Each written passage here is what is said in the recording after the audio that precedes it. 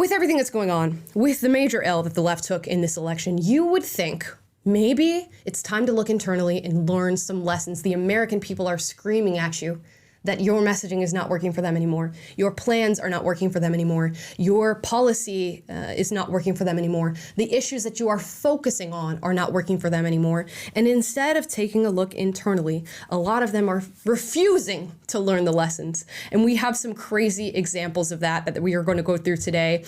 A New York Times columnist was on a show, and she stated what she's learned from this Democratic loss is that they need to actually double down on identity politics. I am not joking. She wants to double down on identity politics. You wrote a piece in the Times just today, and you said, it is time for us to accept that American politics is identity politics. Tell us what you meant by that.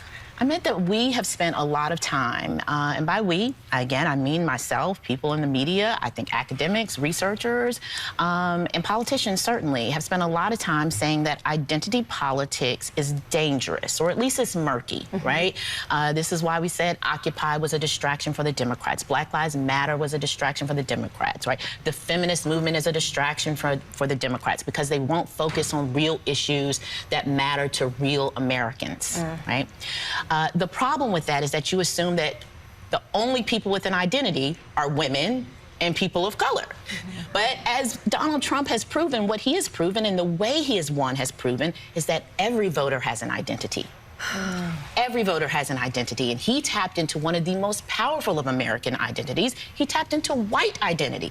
Right? And he said, you don't need to be ashamed of this identity. I'm going to give it a name, and I'm going to make you feel good about it, and you don't have to sacrifice a thing. Donald Trump played identity politics like a fiddle.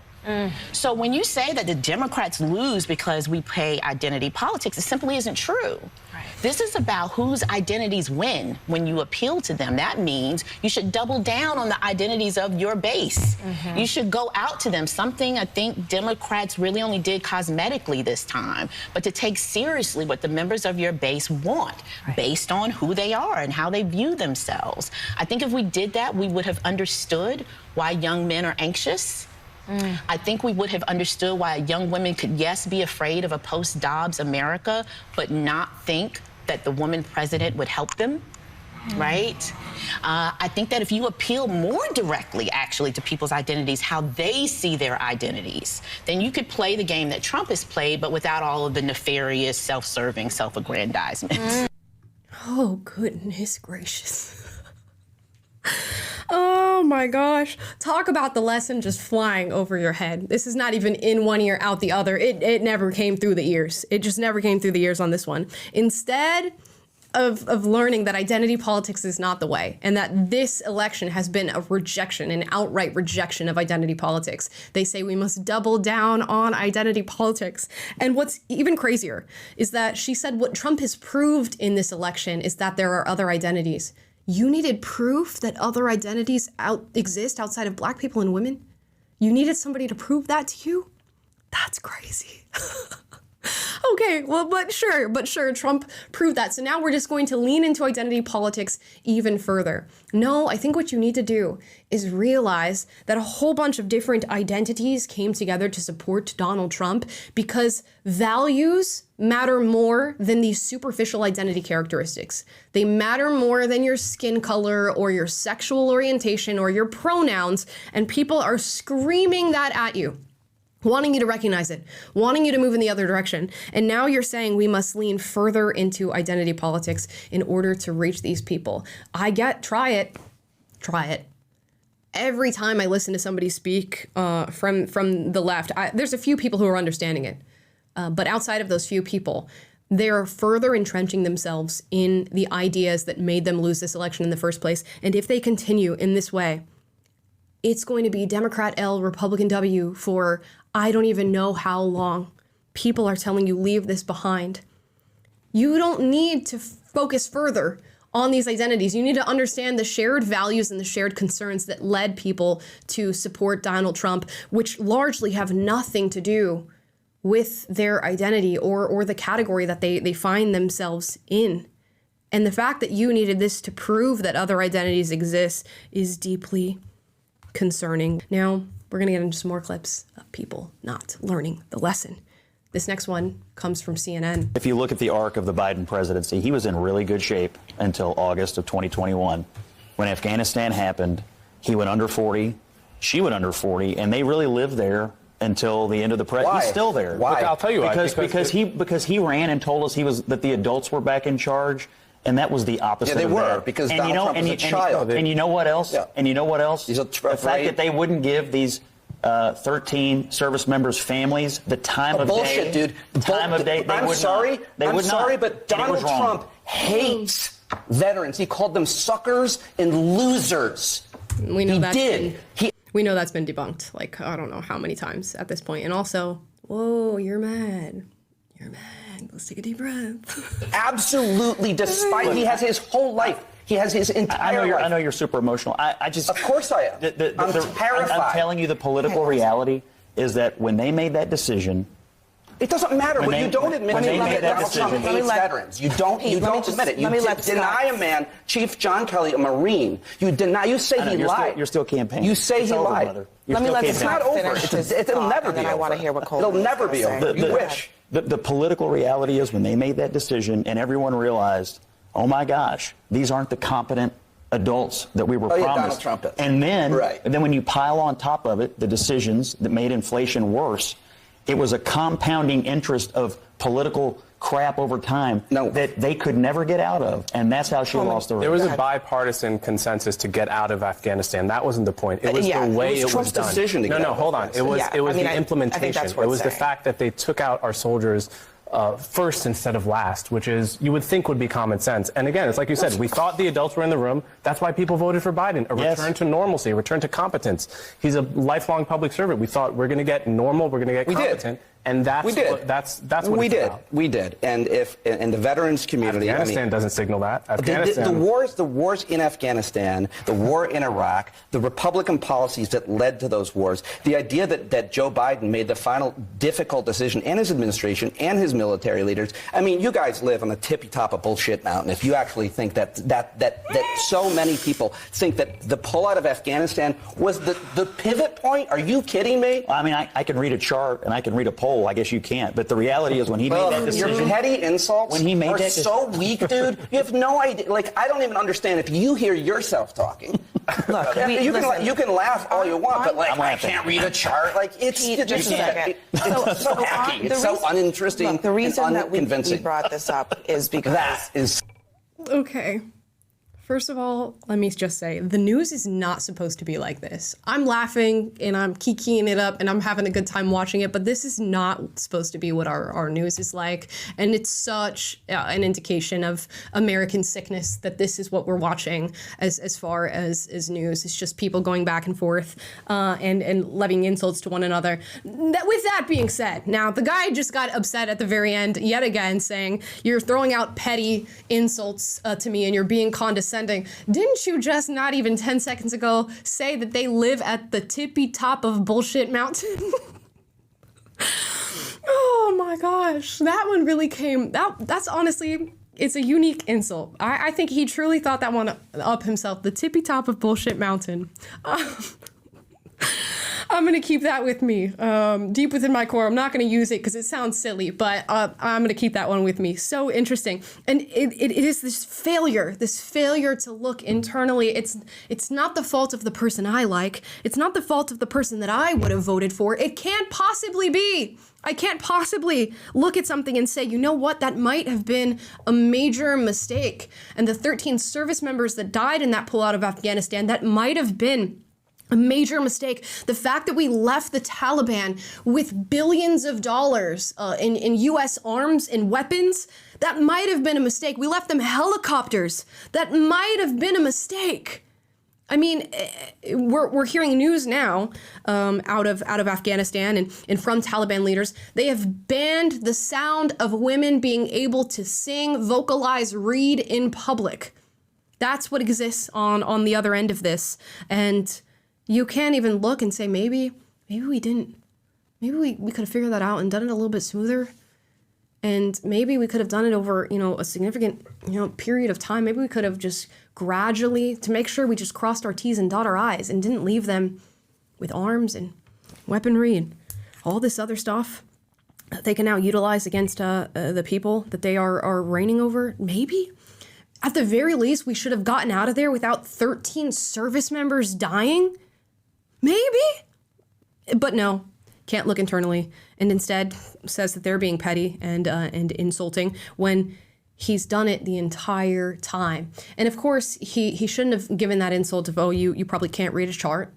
The facts were on his side. The temperament was already on his side. He was staying calm and cool and collected, and the guy was freaking out, which already just sort of wipes away any point you're making, even if it's a good one. But come on, man. Just be honest with yourself. This next one is out of The View, and it features none other than Sunny Hostin, and she really loses the plot on this one. And finally, we talk a lot about these different demographics and these assumptions of where they're going to go. Latinos in Texas, a district that's 97% Latino, went 75 percentage points for Donald Trump. Why? Misogyny. It's on the border. It's the border misogyny. crisis is on their doorstep. And they were begging people to care about it for years. We need to take some lessons. That's what that was. The lessons are not Knock, misogyny. knock. Who's there? Oh my gosh, it's Whoopi. It just makes you sigh. And I guess laugh. You laugh to keep from crying. That the point is just lost. They cannot arrive at it. To be given those numbers, 75% in a 97% Latino community voted for Trump, and to immediately shout misogyny is just, it really does, it just takes me back. I'm taken aback. I am taken aback by that answer. And so long as they keep talking about Latinos in this way, you're going to guarantee the Latino vote goes Republican every single time for every election going forward. I mean, how dare you just accuse them of misogyny and sexism rather than evaluating the valid concerns that they tried to come to your party with. They tried to say, wait a minute, I don't agree with what's happening here. I have people who are just ruining and terrorizing my community, who are utilizing my resources from a government that I'm paying into with every single paycheck that I receive. I'm a hardworking American, and I want you to do something about this. And they vote in their best interest, which is the candidate who is going to do something about the border, who is going to do something about illegal immigration. And you look them in the eye and you say that you're just misogynist. And that's the reason that you voted in the way you did. What a slap in the face. And it's an even harder slap in the face to the Latino community, to the Black community, as they're also having conversations like this about Black people. It's a harder slap in the face because this is a community that they have leaned on in every single election cycle. They were guaranteed the votes from this community in every single election cycle, virtually up until now. So the slap in the face must be even harder to hear them talk about you in this way once you decide to just change your mind and move in a different direction, in a direction that you feel like is going to help your family get groceries on the table and stop illegal migrants from entering your country. And there's a lot of leftists talking to Latinos and saying, you know, he's going to deport you. He's going to send you out of this country. It's like a fish voting for the fisherman.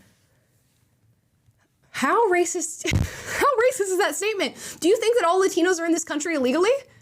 Do you think that they're all going to be deported because they crossed our southern border? Do you not think that these people are your fellow citizens, your fellow Americans?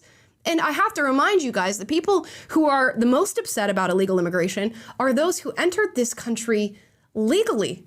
And a lot of these people are just born here. They're actually Americans born here. And that's how they have their citizenship. And this is the sort of rhetoric that you're throwing out at them. I mean, I honestly have no words to miss the point that drastically and just shout misogyny when somebody is trying to explain to you and really give you a heads up on how you can be successful moving forward. But it's a defensiveness that Sunny Hostin has because she believes everything is an attack against her. The girl's literally just trying to tell you how you can win moving forward, what you can do to change the way you speak to voters and help them be on your side. And you refuse. You call them misogynists. If Latino voters are listening right now, especially the ones that voted for Kamala Harris in this last election, really hear what they're saying about those among you who decided to change their minds and vote in another direction, because what they're saying about them, they're really saying about everyone. And we'll figure it out. Sunny Hostin goes on to talk more. Let's run this next clip. I disagree. All right. I think that I'd like to reframe the conversation. I think Bernie Sanders is wrong. I think the more relevant question actually is, what is wrong with America? I think what is wrong with our country that the Republican Party would choose as a candidate and support a candidate who is an insurrectionist, who is an election denier, who is someone who is twice impeached, 34-time convicted felon, someone who has been accused of alleged sexual misconduct by 26 women, found liable for sexual abuse. What is wrong with this country that they would choose a message of divisiveness, of xenophobia, of racism, of misogyny over a message of inclusiveness? They're literally being racist, misogynist in the way that they are talking about those that voted for Donald Trump. Oh my gosh, the call is coming from inside the house. I have to say that yet again, and she's not going to learn. She's just never going to learn. I think she's an ideologue. An ideologue is a person where when you ask them, what amount of evidence would I have to place in front of you for you to understand and see this from a different perspective? And they say, there's nothing you could show me. There's nothing you could show me that could change my mind on this. That's Sunny Hostin in a nutshell. She is a full-blown ideologue, and I hope that one day she recognizes where she is going wrong here. And I see a lot of Democrats saying there's got to be election fraud in this election. There's no way that people actually voted for him. They're saying there's 15 million votes that are missing from the Democrats. And what they're not accounting for is that still there's very many votes to be counted. Votes are still being counted to this very day. But even so, they know that Trump has won this election. And they're also not accounting for the Democrats that have left you. They left your ass to vote for Donald Trump. They jumped ship to vote for Donald Trump. And we can see it, in the likes of Tulsi Gabbard and Elon Musk and RFK, people who were very liberal and some of whom a part of the Democratic Party who decided, no, I'm gonna leave. The left no longer represents me. And it's not that I'm leaving the left, it's that the left is leaving me. And Sunny Hostin is ensuring that more people go down that journey and down that pathway.